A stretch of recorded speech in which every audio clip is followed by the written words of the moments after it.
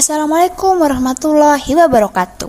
Halo semuanya, kami dari kelompok 5 kelas 5D Ekonomi Syariah UIN Sunan Ampel Surabaya yang beranggotakan saya sendiri, Diah Ayu Sekar Sukmaningrum dengan NIM 080404201112 dan teman saya Dia Emi Rahmawati dengan NIM 080404201113.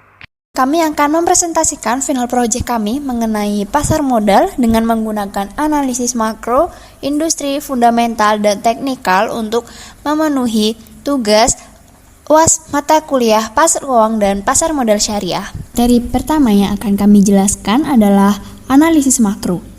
Ekonomi makro sendiri adalah bagian dari ilmu ekonomi yang secara khusus mendalami tentang kondisi perekonomian suatu negara dan kawasan secara mendetail atau luas dan menyeluruh, serta merupakan studi tentang agregat dan rata-rata dari keseluruhan aspek-aspek ekonomi.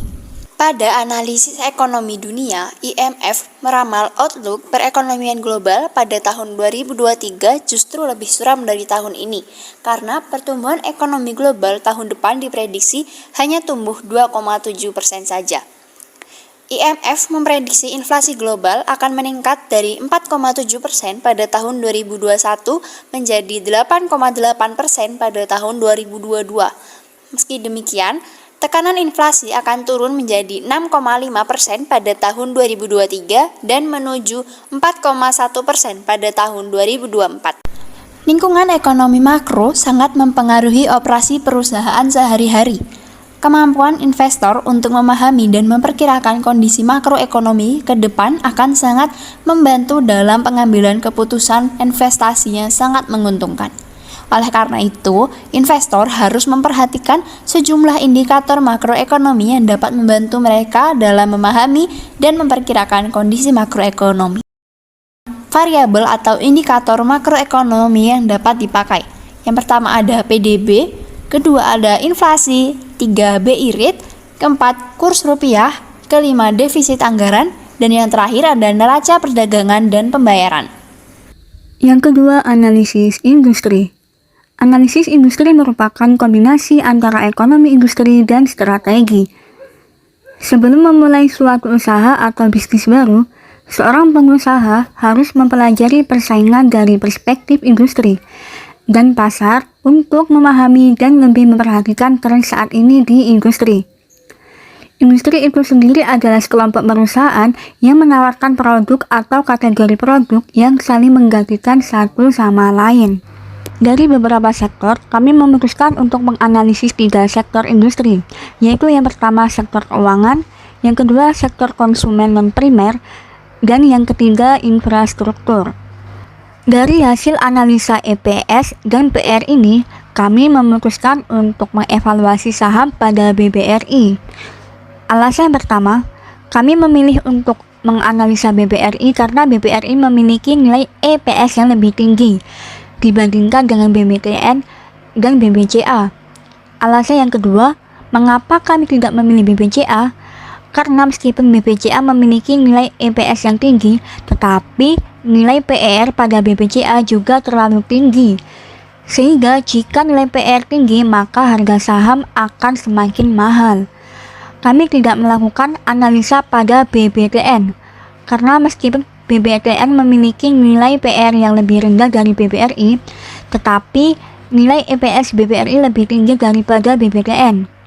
Alasan yang ketiga, kami memilih BBRI adalah karena BBRI memiliki kapitalisasi pasar yang sangat besar, urutan kedua setelah BBCA, dan memiliki nilai fundamental yang sangat baik.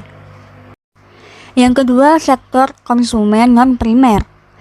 Dari hasil analisa EPS dan PR ini, kami memutuskan untuk mengevaluasi saham pada PT Unilever Indonesia Tbk atau UNVR, karena memiliki nilai EPS yang tinggi. Selain dilihat dari nilai EPS dan PR-nya, kami memilih PT Unilever Indonesia Tbk atau UNVR karena memiliki produk yang lebih beragam, mulai untuk masyarakat segmen atas hingga bawah, dan beberapa jenis produk. Unilever menjadi market leader dan memiliki brand global. Yang ketiga, sektor infrastruktur. Dari hasil analisa EPS dan PR ini, kami memutuskan untuk mengevaluasi saham pada PT Telkom Indonesia Tbk atau TLKM karena memiliki nilai EPS yang tinggi. Selain dilihat dari nilai EPS dan PR-nya, kami memilih PT Telkom Indonesia Tbk atau TLKM karena TLKM adalah perusahaan telekomunikasi terbesar di Indonesia dan merupakan salah satu BUMN terbesar yang dimiliki pemerintah di mana semua lapisan masyarakat mengenalnya melewati produk telekomunikasinya. Saham TLKM layak dikoleksi untuk dijadikan salah satu portofolio investasi. TLKM masih dilihat sebagai salah satu patokan sebuah saham yang bagus di bursa. Salah satu alasannya yakni secara bisnis Telkom lebih unggul dalam jaringan sampai pelosok dan jumlah pelanggan terbesar yang tidak tersaingi operator telekomunikasi lainnya. Untuk materi selanjutnya kita akan mempelajari mengenai analisis fundamental. Apa sih analisis fundamental itu? Analisis fundamental adalah analisa yang didasarkan dengan kondisi suatu perusahaan atas kondisi ekonomi dan industri terkait. Analisa ini kerap digunakan oleh investor jangka panjang untuk menyaring saham yang termasuk pada kategori baik. Analisa fundamental pada umumnya menggunakan indikator-indikator perusahaan yang tertera melalui laporan keuangan perusahaan. Pada materi kali ini, kami akan membahas indikator mengenai analisa fundamental. Yang pertama ada return on asset atau ROA, kedua ada return on equity atau ROE, lalu ada return on investment atau ROI, keempat ada earning per share atau EPS, yang kelima ada price earning ratio atau PER, yang keenam ada price to book value atau PBV, dan yang terakhir ada dividend discount model atau DDM.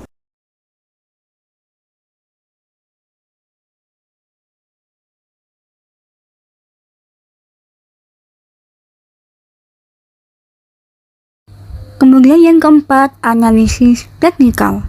Apa sih analisis teknikal itu? Jadi, analisis teknikal adalah analisa yang berdasarkan pada data-data mengenai harga historis yang terjadi pada pasar saham. Dalam penerapan analisa teknikal, prediksi untuk membeli atau menjual saham dilakukan dengan melihat grafik historis pergerakan saham. Berikut adalah analisis teknikal dari beberapa saham yang kami beli. Yang pertama, analisis teknikal dari BBRI. Pada gambar ada candlestick chart yang menggambarkan pergerakan harga dalam suatu periode tertentu yang terdiri dari harga pembukaan, harga tertinggi, harga terendah, serta harga penutupan yang divisualisasikan dalam bentuk bodi yang menyerupai lilin. Kemudian miris candle diartikan harga bergerak turun atau closing price lebih rendah nilainya dibandingkan dengan opening price. Dalam grafik PT Bank Rakyat Indonesia Tbk sebesar 4.908. Moving average merupakan garis yang dibuat untuk menghubungkan harga rata-rata harian. Dari moving average 50 days menunjukkan harga rata-rata harian BBRI sebesar 4.748. Grafik relatif berada pada level di atas 50 hingga level 70, artinya mengalami overbought, dan kemungkinan akan terjadi reversal atau pembalikan tren miris, dan bisa juga dijadikan range perdagangan jangka pendek. Dari grafik tersebut terlihat bahwa nilai stokastik di atas 20 dan di bawah 80, maka berada di area stabil. Selain itu dapat dilihat perpotongan garis merah atau K dan garis biru atau D yang mengindikasikan sinyal jual dan beli. Apabila K memotong D ke atas maka sinyal beli. Sedangkan apabila K memotong D ke bawah maka sinyal jual. Pada grafik stokastik BBRI menunjukkan bahwa K memotong D ke atas yang artinya sinyal beli. Yang kedua, analisis teknikal dari TLKM.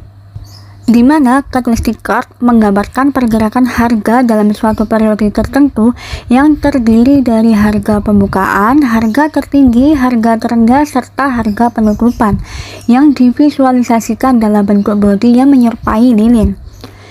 Bearish candle ini diartikan harga bergerak turun atau closing price lebih rendah nilainya dibandingkan dengan opening price. Dalam grafik PT Telkom Indonesia atau berseri TBK sebesar 3.765. Kemudian moving average merupakan garis yang dibuat untuk menghubungkan harga rata-rata harian dari moving average 50 days menunjukkan harga rata-rata harian TLKM sebesar 3.986. Grafik relatif berada pada level 40 sampai 50, maka dapat dijadikan range perdagangan jangka pendek. Dari grafik tersebut terlihat bahwa nilai stokastik di atas 20 dan di bawah 80, maka berada di area stabil. Selain itu dapat dilihat perpotongan garis merah atau K dan garis biru atau D yang mengindikasikan sinyal jual beli.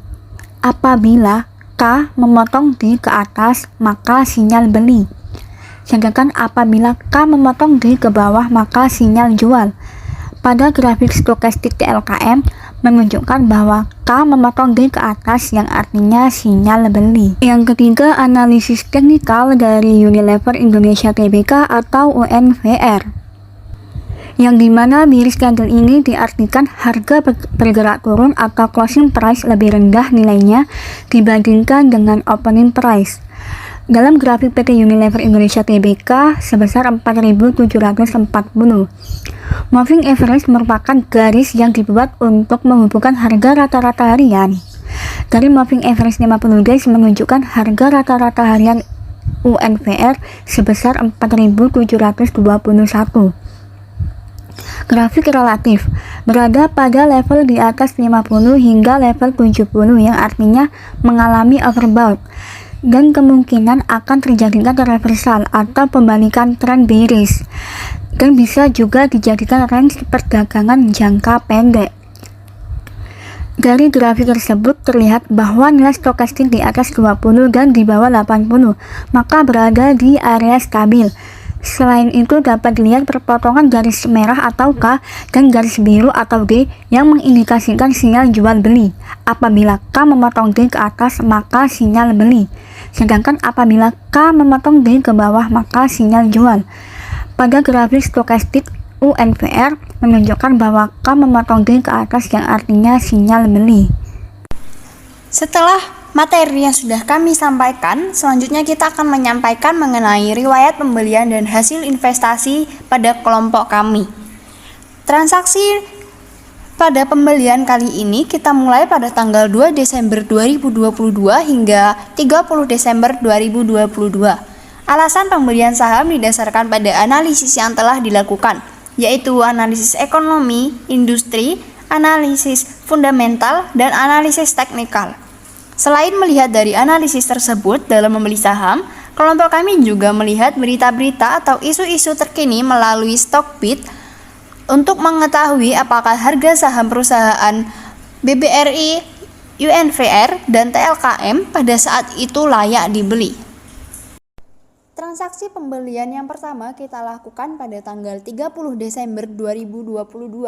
Kita membeli saham pada Bank Rakyat Indonesia dengan pembelian 10 lot dengan harga 4.908. Maka total pembelian pada saham BBRI adalah sebanyak 4.908.000. Secara perhitungan DDM, harga BBRI di pasar sudah over value karena fair value-nya sendiri hanya 1.670,663 per lembar. Di tanggal yang sama, kita juga membeli saham pada PT Telkom Indonesia. Kami melakukan pembelian 10 lot dengan harga 3.765. Maka total pembelian di PT Telkom Indonesia adalah sebesar Rp3.765.000. Secara perhitungan DDM, harga Telkom di pasar sudah over value karena fair value-nya sendiri hanya sebesar 3.638,774 per lembar saham. Selanjutnya kita juga membeli saham pada Unilever Indonesia dan membeli sebanyak 10 lot dengan harga 4.740 dengan total pembelian yaitu Rp4.740.000. Secara perhitungan DDM, harga pada Unilever di pasar sudah over value karena fair value-nya sendiri hanya sebesar 3.041,385 per lembar saham. Dalam valuasi final project ini, tidak semua metode valuasi yang digunakan, namun saya berharap penggunaan ROA, ROE, PR, EPS, dan DDM dapat membantu memberikan keputusan dalam memilih saham yang akan dibeli.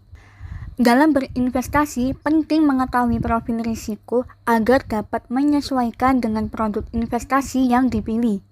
Selain itu, harus melihat aspek ekonomi, industri, fundamental, dan teknikal terlebih dahulu. Untuk mengetahui apakah saham perusahaan itu memiliki prospek jangka panjang yang bagus dan layak dibeli atau dikoleksi. Serta analisis itu sangat penting. Harus mengetahui isu-isu terkini atau informasi penting apa yang ini sedang diberitakan, sehingga dapat memutuskan saham apa yang akan dibeli agar dalam beberapa tahun ke depan mendapat keuntungan dan tidak rugi. Demikian presentasi dari kami, kurang lebihnya mohon maaf. Wassalamualaikum warahmatullahi wabarakatuh.